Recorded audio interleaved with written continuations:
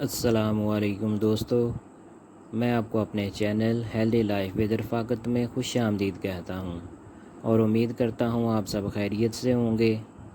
آج ہم vitamin C, vitamin D, vitamin E اور وٹامن کے بارے میں بات کریں گے۔ وٹامن سی بچوں اور بڑوں دونوں کے لیے یہ وٹامن بہت ضروری ہے۔ خاص طور پر بچوں میں اس وٹامن کی کمی سے ان کی نشو و نما پر اثر پڑتا ہے۔ ہڈیوں کی صحت کے لیے بچوں پر ڈاکٹر کی مدد سے نظر رکھنی چاہیے۔ جلد، مسوڑھوں اور عام صحت کے لیے بھی یہ وٹامن بہت ضروری ہے۔ وٹامن سی کی بہت بڑی مقدار آملہ میں ملتی ہے، جبکہ پھلوں میں خاص طور پر سنترے، مالٹے اور لیموں میں پائی جاتی ہے۔ وٹامن ڈی، اس وٹامن کی کمی سب سے زیادہ ان ایشیائی لوگوں میں ہوتی ہے جو سورج کی روشنی کی کمی والے ممالک میں رہتے ہیں۔ وٹامن ڈی انسانی جلد کے ذریعے جسم کی روشنی سے خود بخود بن جاتی ہے۔ اس کی کمی سے ہڈیاں کمزور ہو جاتی ہیں اور جسم کا کیلشیم توازن بگڑ جاتا ہے۔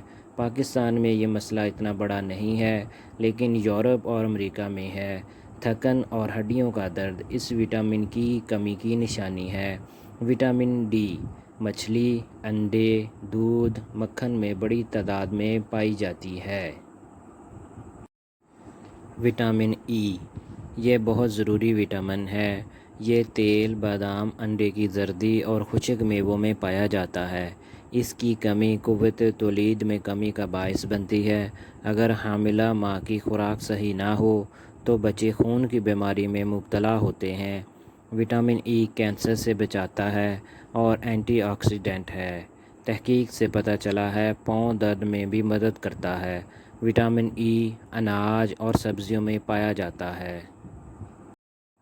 اگر یہ محسوس ہو کہ کسی ایک بچے یا بڑی عمر کے فرد کو جلد، گلے یا ناک سے بار بار خون آئے تو وٹامن کے کا چیک کرانا ضروری ہوتا ہے۔ وٹامن کے پتے والی سبزیوں مثلاً پالک، ساگ، گوبھی، بند گوبھی وغیرہ میں ہوتا ہے اور خون کو پتلا ہو کر بہنے سے روکتا ہے۔ ڈاکٹر سے بات کیے بغیر کسی بھی وٹامن کا غیر ضروری استعمال نہیں کرنا چاہیے۔ دوستو، امید کرتا ہوں میری آج کی ویڈیو آپ کو پسند آئی ہوگی۔ اپنا خیال رکھیے گا۔ اللہ حافظ۔